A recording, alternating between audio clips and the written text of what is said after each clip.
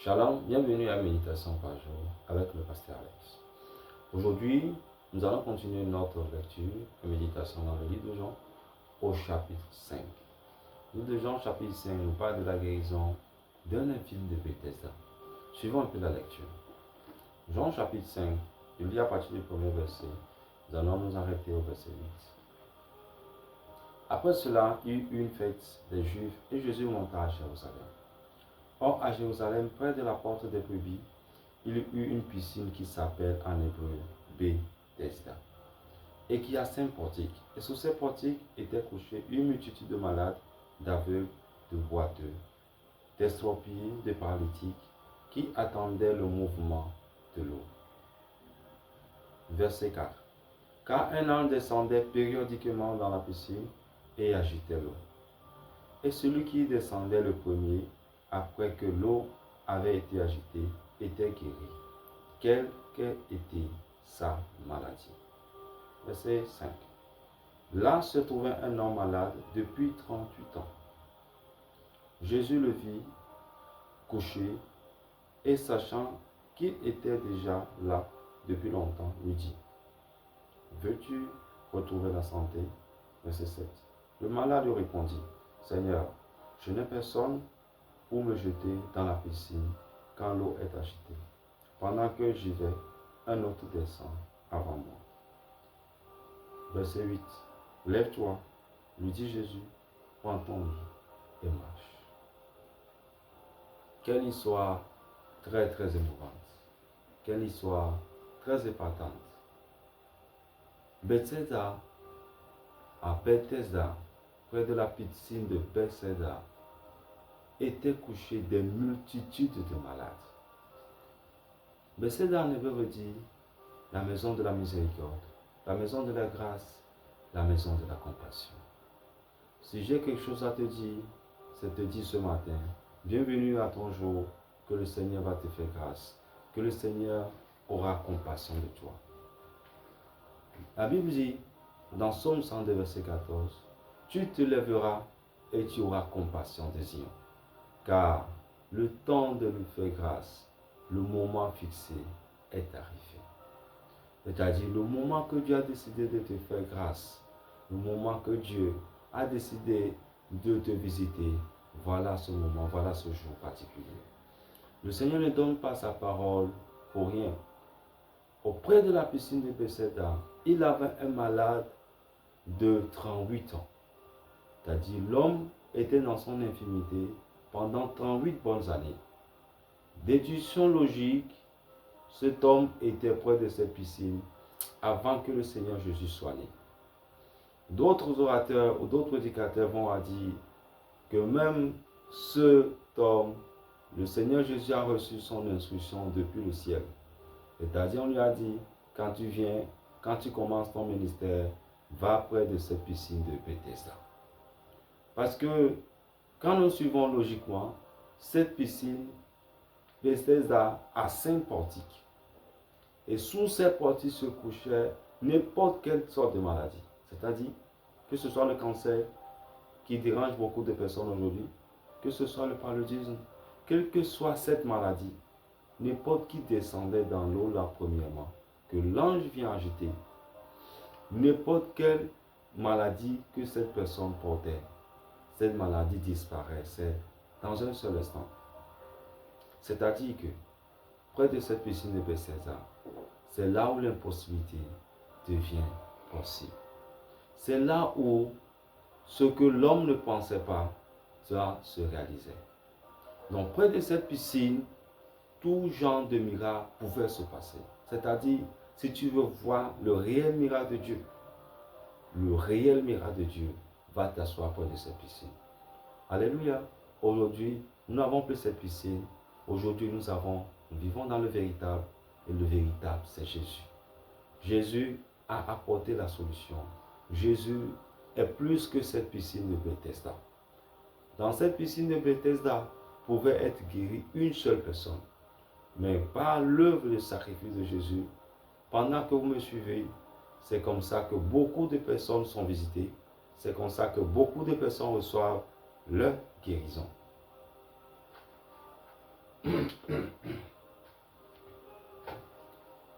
Je veux dire, près de cette piscine que nous savons que toutes sortes de guérisons pouvaient se produire. Cette piscine veut dire la miséricorde. Près de cette miséricorde, la piscine de Bethesda symbolise la miséricorde de Dieu pour les souffrants. La piscine de Bethesda signifie le lieu où l'impossibilité devient possible, la grâce qui apporte la guérison et la restauration.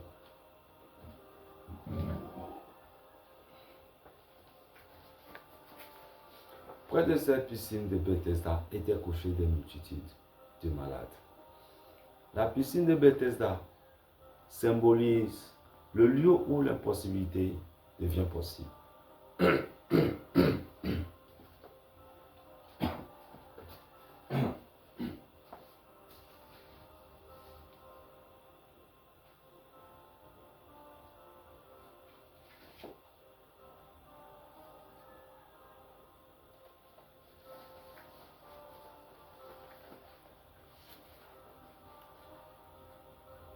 Simplement, la piscine de Bethesda signifie le lieu où la miséricorde de Dieu s'exerce pour les souffrants. La piscine de Bethesda signifie le lieu où l'impossibilité devient possible.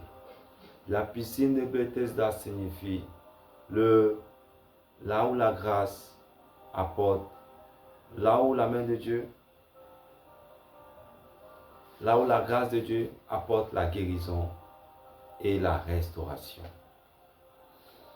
Je prie pour toi ce matin, que toutes sortes de maladies, toute situation que tu traverses, et cela t'a été dit, il n'a plus de solution, que la main de Dieu vienne sur toi et que cette solution te soit accordée dans le nom de Jésus. Je veux prier pour toi. La Bible dit, c'est le temps favorable, c'est le temps de lui faire grâce, c'est le temps décisif que Dieu a décidé de te faire grâce. La grâce, la faveur naît de la compassion. La faveur de Dieu naît de la compassion. Aujourd'hui, Dieu a compassion de toi. Et cette compassion te sera manifestée au nom puissant de Jésus.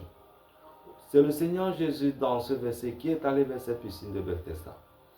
Là où tu m'écoutes, le Seigneur m'envoie avec toi pour te dire, il t'a fait grâce. Et la grâce se manifeste exactement dans la position, dans le statut, dans ton statut.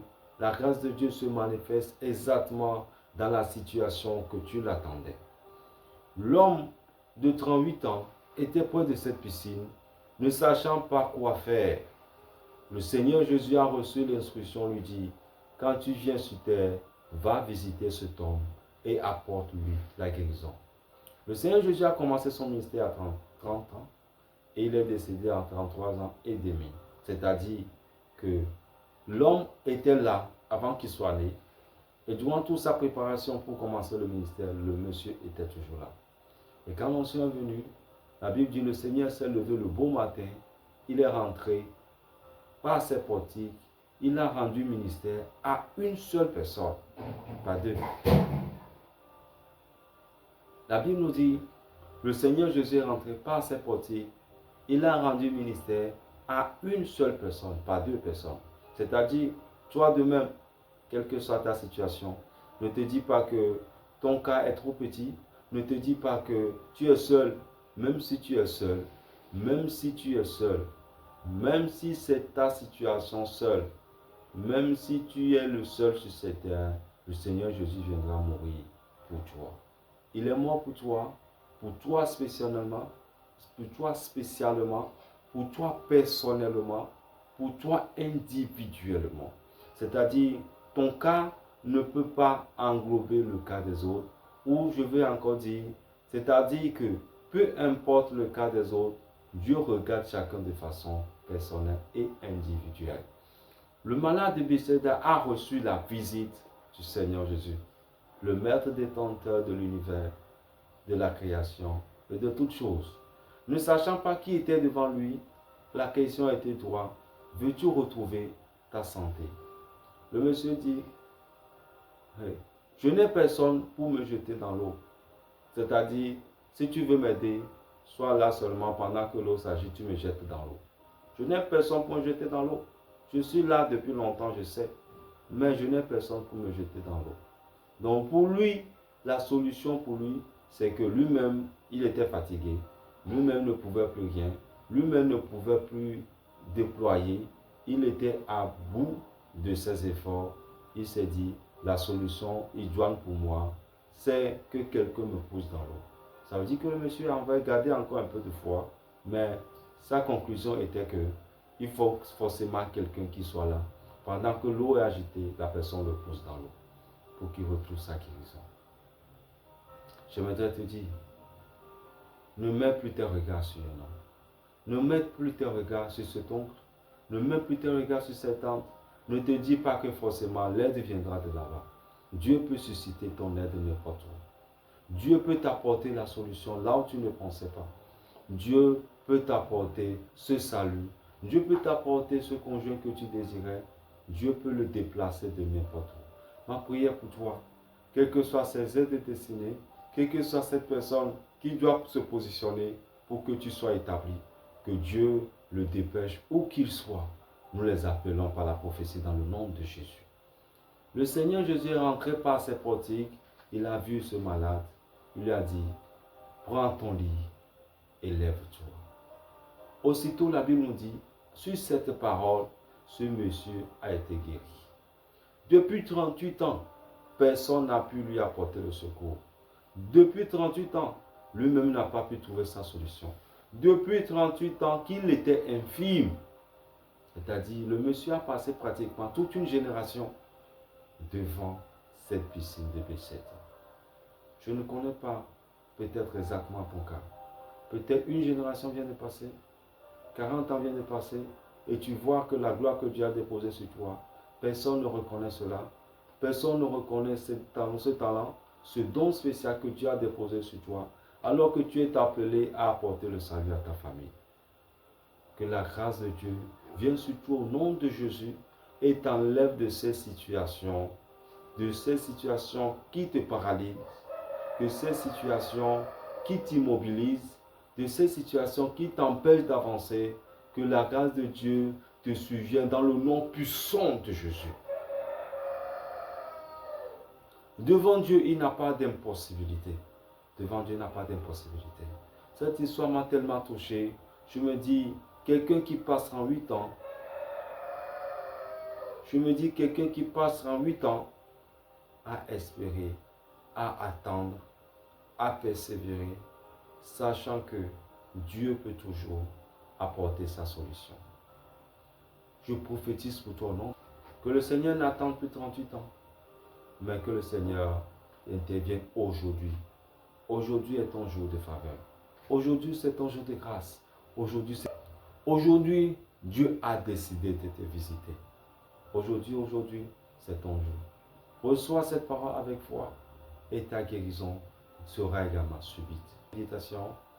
Ce malade de 38 ans était là. Personne ne lui a apporté la solution. Quand Jésus est passé par là, Jésus l'a guéri. Les Juifs se sont levés et dit, qui t'a dit de te lever de là? C'est-à-dire, les chefs des Juifs savaient que le monsieur-ci, tout le monde pouvait le remarquer. On pourrait dire que cet homme avait l'âge peut-être de 50, de 60 ans, parce que cet homme était bien âgé. Quand l'homme s'est levé, on lui a posé la question, qui t'a dit de te lever de là? Qui t'a guéri? Le monsieur a dit, celui qui m'a guéri m'a dit, prends ton lit et lève-toi. Aussitôt j'ai pris mon lit et je me suis levé. Aussitôt quand cet homme l'a dit, j'ai retrouvé ma guérison. Après quand nous lisons la suite, le Seigneur Jésus l'a rencontré, il a dit, va et ne pêche plus. C'est-à-dire, ce n'est pas un péché que ce cas est arrivé. Je vais encore dire, beaucoup de personnes reçoivent leur guérison. Beaucoup de personnes écoutent ce que nous disons. Même pendant que tu es là, pendant que tu me suis, ce mal disparaît dans le nom de Jésus. Oui, le mal que tu sentais, ce mal de dos a disparu. Ce mal de hanche a disparu au nom de Jésus. Commence par faire les mouvements que tu ne faisais pas avant. Tu viendras témoigner. Si tu as reçu ton témoignage, écris dans le chat, écris dans le commentaire, je suis guéri. Rends gloire au Seigneur. Rends témoignage à Dieu. Parce qu'en témoignant, la Bible dit nous remportons la victoire sur l'ennemi. Et je sais, beaucoup m'ont témoigné, beaucoup l'ont dit, pendant que nous rendons ministère, des miracles se produisent de façon instantanée. Je crois encore à ce miracle. Je crois à ce miracle. Où que tu sois, où que tu écoutes le son de ma voix, la puissance de Dieu vient sur toi et le miracle te suivra là où tu es. Ton cas de maladie est résolu dans le nom de Jésus. Monsieur Tom a été guéri après 38 ans de maladie, après une attente de 38 ans. Les Juifs viennent lui dire, normalement Jésus, tu ne dois pas guérir un homme le jour de sabbat. Et voilà comment a commencé la discussion entre Jésus et les Juifs. Ce qui a pris 47 versets dans ce chapitre. Beaucoup de personnes te regardent. Peut-être certains sont satisfaits de ta situation. Peut-être certains ne veulent pas que tu te lèves. Parce que même les esprits de ton village, même l'hôtel de ton village, beaucoup de personnes ne veulent, ils te voient dans la situation. Certains, ils se disent, ok. Certaines personnes, ils ne veulent pas te voir grandir, ils ne veulent pas te voir avancer. Nous avons un phénomène que nous vivons ici, avec la jeunesse. Beaucoup de jeunes sont derrière la drogue, sont derrière la boisson.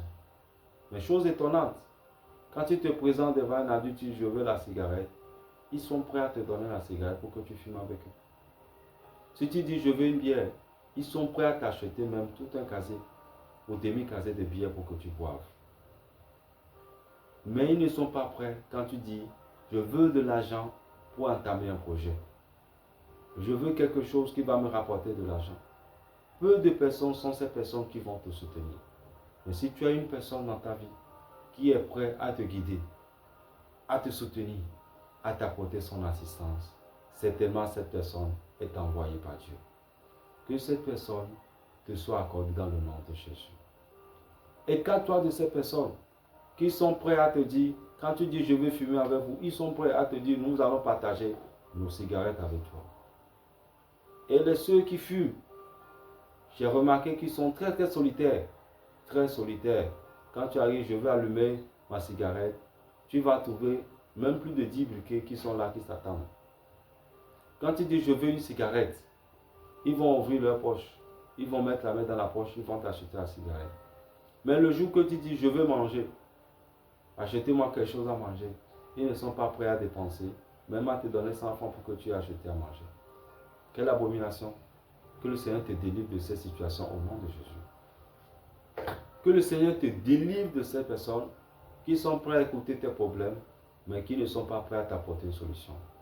Ils ferment les oreilles, ils ferment l'opportunité pour toi. Ils se disent non, si on lui donne cette opportunité, cette personne va évoluer plus que nous. Dieu ne fait pas exception. Dieu ne fait exception des personnes. La Bible dit Dieu ne fait exception des personnes. Mais en toute nature, celui qui lui plaît, celui qui veut faire ses commandements, lui est agréable. En vérité, Dieu ne fait exception de personne.